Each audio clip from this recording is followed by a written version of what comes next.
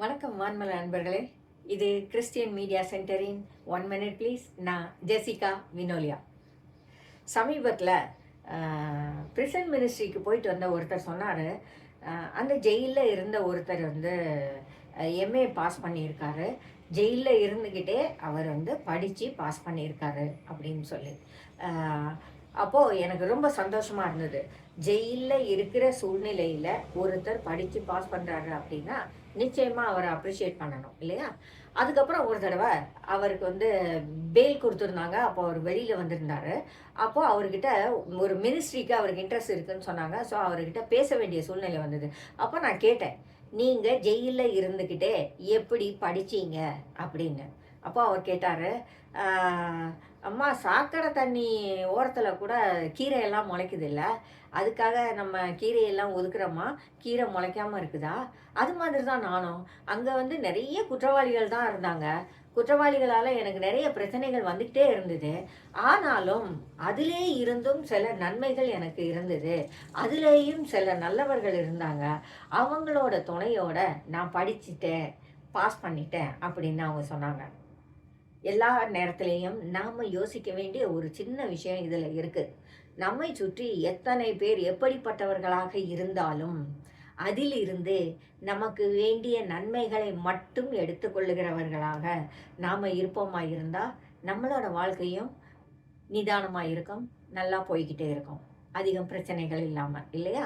இப்போ என்னை சுற்றி இருக்கிறவங்க இப்படி இருக்கிறாங்க, அவங்க அப்படி இருக்கிறாங்க, நான் என்னத்தை பண்ணுறது, இதுக்கு நடுவில் இருந்துட்டு என்னால் ஒன்றுமே பண்ண முடியாது அப்படின்னு சிலர் சொல்கிறாங்க இல்லையா? அதெல்லாம் ஒரு சால்ஜாப்புன்னு தான் சொல்ல முடியும். எந்த நிலையிலும் ஆண்டவருடைய அருளோட, ஆண்டவருடைய துணையோட நம்மளால் வாழ முடியும். நம்மளோட வாழ்க்கையை ஆண்டவருக்கு உகந்ததாக மாற்றிக்கொள்ள முடியும். நம்மளால் வெற்றிகளை காண முடியும். ஆகையினால எப்பவுமே மறந்துடாதுங்க, உங்களை சுற்றி இருக்கிற விஷயங்கள் எதுவாக இருந்தாலும் அதிலிருந்து நன்மைகளை மட்டுமே எடுத்துக்கொள்ளுங்கள். உங்களுக்கு தேவையான நல்ல விஷயங்களை எடுத்துக்கொள்வதன் வழியாக உங்கள் வாழ்க்கையை நீங்கள் பண்படுத்தி கொள்ள முடியும். தீமைகளை பற்றி யோசிக்காதீங்க.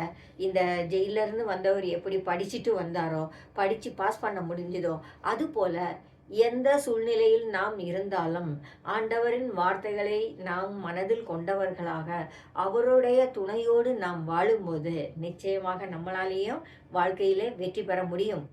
நம்ம கூட ஆண்டவர் இருக்கிறார், அதை நம்ம மறந்துட வேண்டாம். சாக்கடை தண்ணியா அல்லது உப்பு தண்ணியா, எதை பற்றியும் நீங்கள் கவலைப்படாதீங்க. அதில் வளரக்கூடிய தாவரங்கள் வளரும். அதுபோல தான் நாமளும் எப்படிப்பட்ட பாவ உலகமாக இருந்தாலும் அதன் நடுவில் கடவுளின் பிள்ளைகளான நமக்கு வாழுவதற்கு வாய்ப்புகள் உண்டு. அதை மட்டும் நாம் மறந்துடக்கூடாது. இப்போது உங்களுடைய அனுபவங்களை சொல்லுங்கள். இப்போ நீங்களும் வாழ்க்கையில் நிறைய பிரச்சனைகளை பார்த்துருப்பீங்க. உங்களுடைய வாழ்க்கையில் நிறைய சவால்கள் வந்திருக்கும். இந்த மாதிரி ஒரு சூழ்நிலையில் நான் எப்படி சர்வைவ் ஆவேன் அப்படின்னு உங்கள் வாழ்க்கையில் வந்த பிரச்சனையிலேருந்து நீங்கள் எப்படி ஜெயிச்சு வெளியே வந்தீங்க? உங்களோட அனுபவத்தை வான்மல நண்பர்களோட பகிர்ந்து கொள்ளுங்கள். நாளைக்கு பார்க்கலாமா? Signing off, Vinoli.